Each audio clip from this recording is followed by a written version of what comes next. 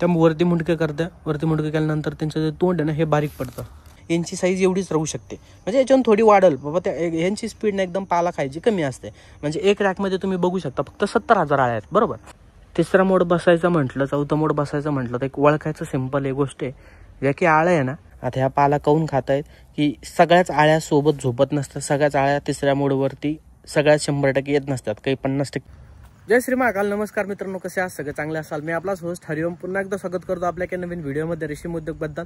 मागच्या व्हिडिओमध्ये मी तुम्हाला सांगितलं होतं आळ्यांचं काय स्टेटस वगैरे पूर्णपणे. ह्या व्हिडिओमध्ये मी तुम्हाला बोलणार की आळ्यांचं सध्या कोणत्या सिच्युएशनला तिसरा मोड वगैरे कसा असतो आणि पावसाबद्दल बोलणार, वल्ला पाला वगैरे तुतीबद्दल ह्या व्हिडिओमध्ये पूर्णपणे सांगणार. नवीन असाल तर व्हिडिओला लाईक करा आणि चॅनलला सबस्क्राईब करायचं विसरू नका. चॅनलला सबस्क्राईब करा, कारण की तुमच्या सपोर्टची गरज असते. तुमच्या सपोर्टमुळे एक सबस्क्रायबर वाढला तर मला आणखी एनर्जी भेटते नेक्स्ट व्हिडिओ बनवायला. रेशीम उद्योगबद्दल असेल, दुसऱ्या कोणत्या गोष्टीबद्दल असेल.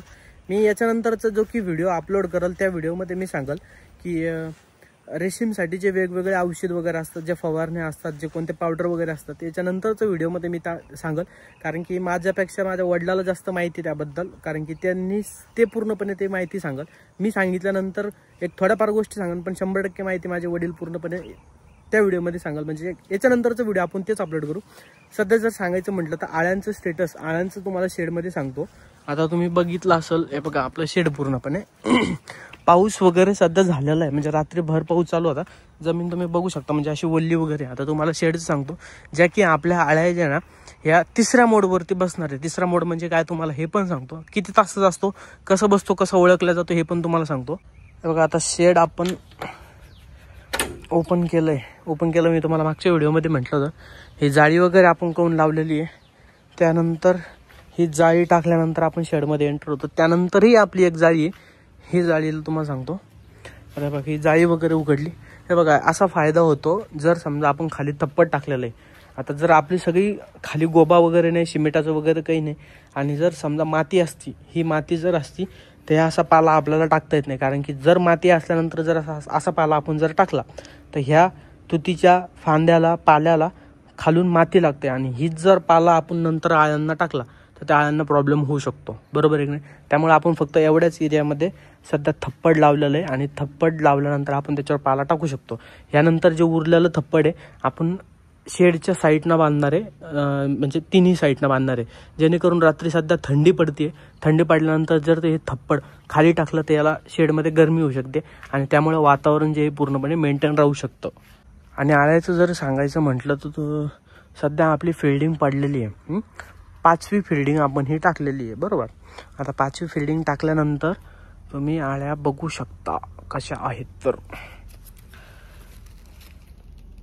हे बघा म्हणजे सध्या पण त्या पाला खात आहेत, बरोबर. म्हणजे पाला खाणं चालू आहे त्यांचं. आता पाला खाण्याचा विषय असा आहे की हे जे आहेत ना, तिसरा मोड बसायचं म्हटलं, चौथा मोड बसायचं म्हटलं तर एक ओळखायचं सिंपल एक गोष्ट आहे, ज्या की आळ्या आहे ना, पाला टाकायच्या आधी सगळ्या आळ्याच असत्या बरं शेडमध्ये. आता एक्झाम्पल तुम्हाला सांगतो, जर समजा आपण इथं पाला टाकला नाही म्हटलं ना, ह्या पूर्णपणे खाली आळ्याच असतात. आता ह्या ज्या आळ्या आहे ना ह्या वरती मुंडके करतात. आता मी तुम्हाला सांगतो सॅम्पल वरती मुंडके कशा करता म्हणून. त्या बघा आता इथं जर बघितलं ना तुम्ही, ह्याच्या खालच्या आळ्या आहे ना, हे बघा ही जर आळी बघितली ना तुम्ही, हे असं वरती मुंडकं करता. आणि वरती मुंडकं केल्यानंतर यांचे जे तोंड आहे ना हे बारीक पडतात. ह्या जे आहे ना हे इथले सायलेंट आहेत, बरोबर. आता सायलेंट आहे, ह्या काही वरती मुंडके करताय. आणि वरती मुंडक्याचं म्हणजे यांचे जे तोंड आहेत ना हे आणखी बारीक पडते. आणि बारीक पडल्यानंतर मग त्या झोपलेल्या असतात तिसऱ्या मोडवरती. म्हणजे सिंपल जरी म्हटलं, ओळखायचं म्हटलं तर त्या वरती मुंडके करत्या. वरती मुंडके केल्यानंतर त्यांचं जे तोंड आहे ना हे बारीक पडतं. आता एक इधरला दाखवतो तुम्हाला. हे बघा हे तोंड बारीक आहेत, बरोबर. आणि याच्याहून दुसऱ्या आळीचं तोंड तुम्ही बघू शकता. हे पहा, ह्या आळीचं जर बघितलं तर हे मोठं आहे, म्हणजे ते तोंड पण बारीक करता आणि वरती मुंडके करता. तिसरा मोड म्हणजे मोडवर बसायच्या आधी इकडं बघू शकता तुम्ही, सायलेंट आहे सगळा टोटल सायलेंट आहे. कारण की ह्या तिसऱ्या मोडवरती बसलेला आहे. आता तिसरा मोड म्हणजे हे जवळपास असतो एक 35 घंट्याचा. वातावरणावर डिपेंड असतं की तो किती समोर होईल म्हणून आणखी, आणि किती नाही होणार. म्हणजे वातावरण जर समजा खराब असलं तर हे 35च्या थोडं खाली येऊ शकतं आणि वरती पण येऊ शकतं. आणि जर समजा वातावरण मेंटेन राहिलं तर हे समजा 35 घंट्यामध्ये 30 घंट्यामध्ये ते जवळपास तिसरा मोडून उठतात. आणि त्यामध्ये जर समजा काही आळ्याचं जर म्हटलं तर त्या आणखी पाला खात आहेत. आता ह्या पाला काऊन खात आहेत की सगळ्याच आळ्या सोबत झोपत नसतात, सगळ्याच आळ्या तिसऱ्या मोडवरती सगळ्यात 100% येत नसतात, काही 50% येतात, काही 50% नंतर येतात. त्याच्यामुळे आपण पाला टाकलेला आहे आणि पाला टाकल्यानंतर मग काही आळ्या पाला खात आहे आणि काही आळ्या तुम्ही बघितलं तर काही आळ्या जे आहे ना पाला खात नाही आहे. बघितलं, आता ही आळे पाला खात नाही आहे. तर मग ह्याचं कारण असतं की जेणेकरून आपण ही 5वी फिडिंग टाकलेली, काही आळ्या बसणार आहेत आणि काही आळ्या ही फिडिंग खाल्ल्यानंतर टोटल हा पाला खाल्ल्यानंतर मग त्या तिसऱ्या मोडवरती बसन.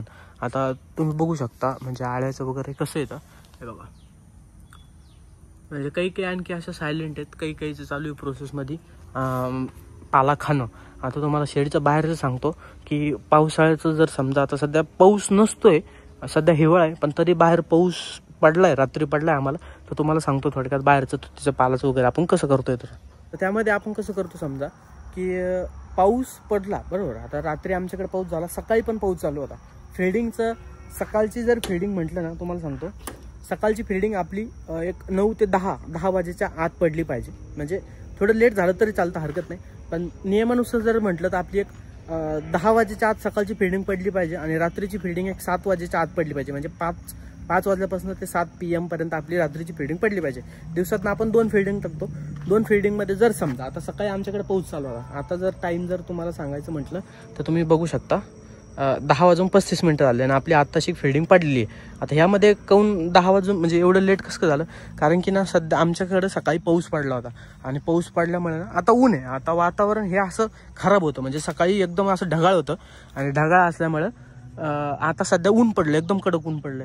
आता तुम्हाला सांगतो याच्यावर ना थेंब पण होते. आता बघा पाऊस पडला ना तर याच्यावरती ह्या पानावरती तुम्ही जर बघितलं ना तर असे थेंब पण आहे माहिती का पाण्याचे. तर हे जर बाला आपण तुती आळ्यांना टाकला ना तर त्या आळ्या पाला खातात, हरकत नाही. आता हे बघा तुम्हाला सांगतो म्हणजे पाणी आहे ना, हे पाण्याचे ड्रॉप आणखी पण याच्यावरती ड्रॉपलेट बरोबर. आता हे उन्हानं वाळत आहे हळूहळू, हरकत नाही आणि हे आपल्यासाठी चांगलं आहे. पण जर समजा हे असं जर पाला आपण आळ्यांना टाकलं ना तर आळ्या पाला खातात, हरकत नाही. पण हे जे पाणी ना हे त्यांच्या पोटामध्ये जातं आणि त्यांच्या पोटामध्ये पाणी गेलं नाही पाहिजे. मग ह्या सर्क्युलेशनमध्ये काय होतं, त्यांच्या पोटात पाणी गेल्यानंतर त्यांना पाणी गेलं तर समजा एक ग्लॅसरी येऊ शकते. म्हणजे ग्लॅसरीचा प्रकार असा ओळखला जातो की त्यांच्या आउटर लेअरनं एक समजा दुधासारखं बाहेर निघत असतं पाणी. मग त्याला समजा आळ्या मारतात, त्याचं साईड इफेक्ट समजा दुसऱ्या आळीवरती होतं, याचं समजा ग्लॅसरी असतं. ग्लॅसरी समजा नाही झालं तर जो कोस असतो ना तो पिवळट बनतो. म्हणजे एकदम असं सगळा पिवळट बनत नाही, सगळा व्हाईट पण बनत नाही. मग असं थोडा जे धागे ना हे पिवळट बनते. मग त्याच्यामुळे आपला मार्केटला कमी भाव लागतो. आता हे पिवळट बनायचं तेच कारण, त्यांच्या पोटामध्ये पाणी जातं, त्यांच्या सायकलमध्ये ते पाणी गेल्यानंतर थोडं ते पिवळट त्यांचं जे ग्रीनमधनं जे व्हाईट बनवतात पूर्णपणे आतमध्ये सर्क्युलेशनमध्ये, तर ते प्रोसेसमध्ये त्यांचं पाणी गेलं तर ते थोडा कोसमध्ये थोडा प्रॉब्लेम होऊ शकतो. ग्लासरी जरी असतं तर दुसरा साईड इफेक्टवरती आळ्यावरती ते होतच. आता त्यामध्ये जर आणखी म्हटलं तर सकाळी असं ढगाळ वातावरण होतं, आता सध्या ऊन पडलेलं आहे. तर आतापर्यंत आपले सगळे पडदे जे आहे ना शेडचे हे सगळे खालीच होते. खाली ठेवण्याचं कारण हे होतं की जरी समजा अशी हवा येते ना तर ही जी हवा येते ना ही थंडी येते आणि हीच हवा पूर्णपणे आपण जर पडद्यावरती केली तर ही जी हवा थंडी आतमध्ये जाईल, यांना आपलं टेम्परेचर जे आहे ना हे सध्या हलू शकतं. त्याच्यामुळे आत्ताशी आपण समजा 10:30 वाजलेत आणि तेव्हाच आपण हे एकाच साईडच्या पडद्यावरती केलं, तिकडचे आणि तिकडचेच पूर्णपणे खाली आहे. ओजी माशीसाठी जरी म्हटलं तर तुम्ही हे बघू शकता, रेटॉल नावाचं आपण लागलं होतं. मी तुम्हाला इंस्टाग्रामच्या व्लॉगमध्ये सांगितलं होतं हे रेटॉलचं उंदरासाठी असतं. पण हे उंदरासाठी म्हणजे आपण त्याच्यावर माशा पण चिपकवल्या होत्या, कारण की याला जर समजा असा हात लावला तर ह्या हाताला चिपकतं. माझ्या बघू शकतो तुम्ही बोटाचे फिंगर याच्यावरती चमकले, हे माशा याला चिटकतात. आणि हे जो येल्लो कलर ना, हे येल्लो क्रॉस येल्लो जो कलर ना हे माशांना आणखी अट्रॅक्टिव्ह होतो आणि त्याच्यामुळे याच्यावर जर बसल्या माशा तर ह्या उठत नाही, कारण की ह्या पूर्णपणे प्रॉपर चिपकतात त्याला. हे आपण असे शेडला लावलं होतं, त्याच्यामुळे उजेड माशीचं जरा प्रमाण कमी म्हणजे नसतंच समजा, पण हे आळ्यानंतर ते येतच. आता आणखी जर म्हटलं तर याच्यानंतर आपण साईडला ठेवून द्यायला, याला कसं धुणार आपण हे पूर्णपणे मी तुम्हाला समोर सांगलच. बाकी मी माहिती सांगितली तुम्हाला पूर्ण. आता आणखी जर तुमच्या काही कमेंट असेल तर मला तुम्ही बिंदास कमेंट करू शकता आणि मी त्याचं पूर्णपणे एक्सप्लेन तुम्हाला देऊ शकतो, म्हणजे देईलच, त्यात काही विषय नाही. मला आणखी त्यामध्ये एका जणाची कमेंट आली होती की आपण आळ्यामध्ये जर समजा 3 ते 4 म्हणजे 3 ते 4 फिल्डिंग टाकलं तर काय होईल. आता त्यामध्ये कसं होईल माहिती आहे का, 3 ते 4 फिल्डिंग टाकल्यानंतर ते प्रॉब्लेम होऊ शकतो. प्रॉब्लेम असा होऊ शकतो की आळ्या जर समजा आपण आळ्यांवर पाला टाकला आता मी तुम्हाला सांगतो, पाला टाकल्यानंतर हे जो पाला टाकला ना आपण, आता हा पाला टाकल्यानंतर हे जो पाला हे पूर्णपणे 3 ते 4 वाजता संपल, बरोबर. पण आपण दिवसातनं 2 फीडिंग टाकतोय. 3 ते 4 वाजता हा पाला संपल्यानंतर आपण त्याच्यावर दुसरा पाला टाकणार एक 5 ते 7 मध्ये, मग हे दुसरी फीडिंग झाली. जर आपण जास्त पाला टाकला आणि ही जी त्यांची कॅपॅसिटी सध्याची, ही कॅपॅसिटी त्यांची सध्याची कमी असल्यामुळं ह्याच्या पाला हे सध्या कमी खातात. आणि जर आपण त्यांना 3 ते 4 फीडिंग टाकल्या तर ह्यावरती वजन होऊ शकतं, ह्या आळ्यावरती, ह्या आळ्या मारायची शक्यता असते.